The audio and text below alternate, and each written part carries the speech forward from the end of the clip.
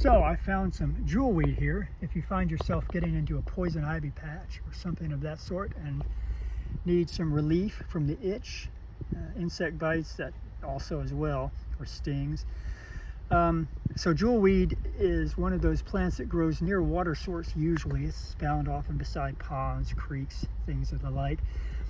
When it flowers, it has orange or yellow flowers. It's also known as a touch-me-not. It has little seed pods that when you touch them, they spring open and shoot the seeds in all directions, and this is so this plant can proliferate and can continue. Anyway, the leaves, you get a close look at the leaf structure here, and the stems have little nodes on them, and it's a very juicy, not really mucilaginous, but a juicy stem. There's a lot of juice to it. So you crush this up and rub it on any poison ivy you might have gotten into, or any insect bite you might have, and it should provide some fairly instant relief. So that's one of those valuable plants that we've come across here in this nice little creek bed. Oh, here's a nice big one. This is a beautiful jewelweed plant.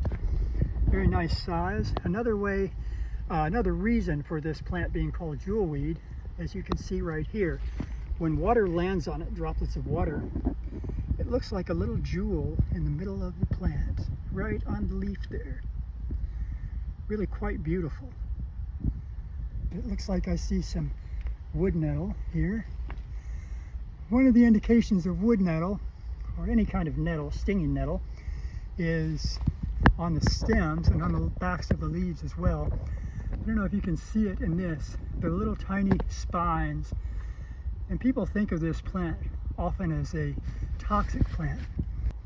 Anyway, this plant is very nutritious when steamed or boiled. You can make a really nice tea from it, or you can make a nice pot herb, greens that you can eat.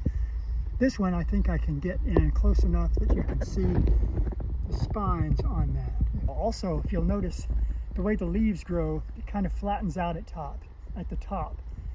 And there are also little flowers that offshoot from that. And this is not one. I don't see any yet. These are not to their flowering stage. And they're much better when they're young. They're best when they're young like this, even younger. So that's another really valuable plant to consider and to have a look at when you're, or look for rather, when you're out walking in the woods. When you're walking in weeds like this, I've got shorts on and no shirt, which is maybe not the most advisable thing. You want to always check yourself for ticks. And if you get in a nettle patch, you'll definitely know it. One of the properties of nettle that is a little bit unpleasant, but it is it's not without its use, is the sting from the nettle.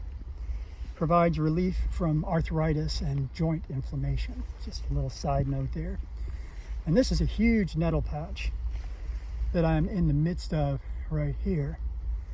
Beautiful, beautiful patch. There's enough nourishment there to last you for quite a long time.